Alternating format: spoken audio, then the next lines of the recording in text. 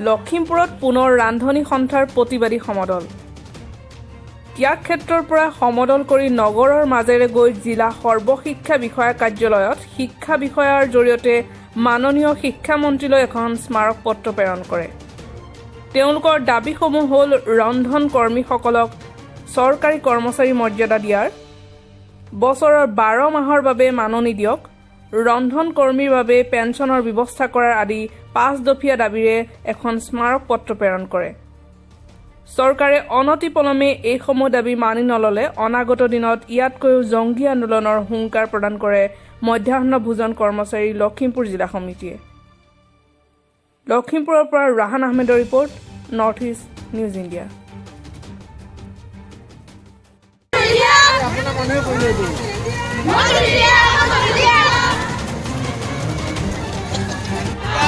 সংগ্ৰামত কৃষক শ্ৰমিক ছাত্ৰ যুৱক মহিলা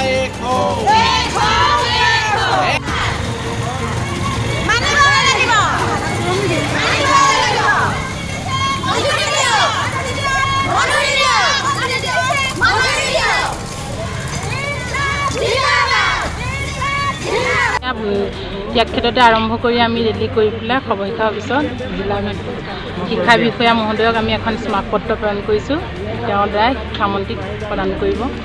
আমাৰ আজি ইমানেই আছিলে কাৰ্যসূচীটো। কৰ্মীসকলক চৰকাৰী কৰ্মচাৰী মৰ্যাদা দিয়ক, মাননিৰ পৰিমাণ কমেও 7,500 টকা ধাৰ্য কৰক, বছৰটোত 12 মাহৰ বাবে মাননি দিয়ক, মধ্যাহ্ন ভোজন আঁচনি ব্যক্তিগতকৰণৰ সিদ্ধান্ত বাতিল ঘোষণা কৰক, শ্ৰমিক বিৰোধী শ্ৰম আইন সংশোধন বন্ধ কৰক, ৰন্ধন কৰ্মীৰ বাবে পেঞ্চন চিকিৎসা সাহায্যকে ধৰি সামাজিক সুৰক্ষা ব্যৱস্থা কৰক, বছৰটো 12 মাহৰ মাননি দিয়াটো ব্যৱস্থা কৰক। সেয়াই আমাৰ দাবীসমূহ। আমি জংগী আন্দোলন কৰিম, আমি ৰেলপথ অৱৰোধ কৰিম, আমি জনতা ভৱন ঘেৰাও কৰিম, আমি ৰেলপথ অৱৰোধ কৰিম। কেতিয়া কৰিম চৰকাৰ কেতিয়া বহি দিব কৰি থকা আমি কিজানি 48 বাৰ আন্দোলন কৰিলো, তাৰ কোনো ঠিক নাই। আমি এতিয়া আমনি লাগি গৈছে আন্দোলন কৰি থকা, আৰু কৰিমে আমি এতিয়া কৰিমে, কি হয় মৰিম কিন্তু আন্দোলন কৰিয়ে থাকিম। চৰকাৰে যেতিয়ালৈকে আমাৰ মাননি বঢ়াই নিদিয়ে তেতিয়ালৈকে আমি জংগী আন্দোলন কৰিম। আৰু চৰকাৰক এইটো কেনে দিছো, আমাৰ এই চৰকাৰে যদি আমাৰ ৰন্ধন কৰ্মীৰ ওপৰত যদি চকু নিদিয়ে, আমি ইমান কষ্ট কৰি থকাত কেলে শিক্ষামন্ত্ৰীক জানো মা নাই, মা ভণ্টি নাই, আমি যিমান কষ্ট কৰি আছো তাৰ কি চকুত নপৰে?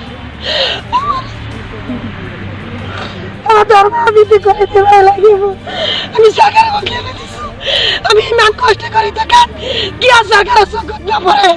আমি আমাৰ দুখীয়া ল'ৰা ছোৱালী, বিধৱা মহিলা সব ইয়াতে আছে। আমি ধনী শ্ৰেণীৰ মানুহ নহয়, সব আমি দুখীয়া মহিলা সকলৰ মানুহ ৰন্ধন কৰ্মী কাম কৰি আছো। আমাৰ প্ৰেচিডেণ্ট কমিটিয়ে লোৱাৰ পিছতো আমাৰ চৰকাৰে এতিয়ালৈকে আমাৰ কোনো সুবিধা দিয়া নাই। আমি আৰু কিমান কষ্ট কৰি আছো, তলতে আমি এতিয়ালৈকে পঢ়ি আছো।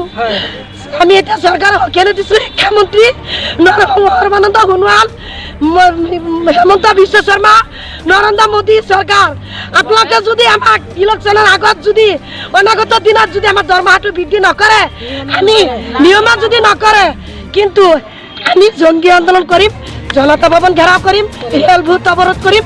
কেতিয়া কৰিম কিন্তু ঠিক নাই, আমি কেতিয়া কৰি দিম আমি কৰিম।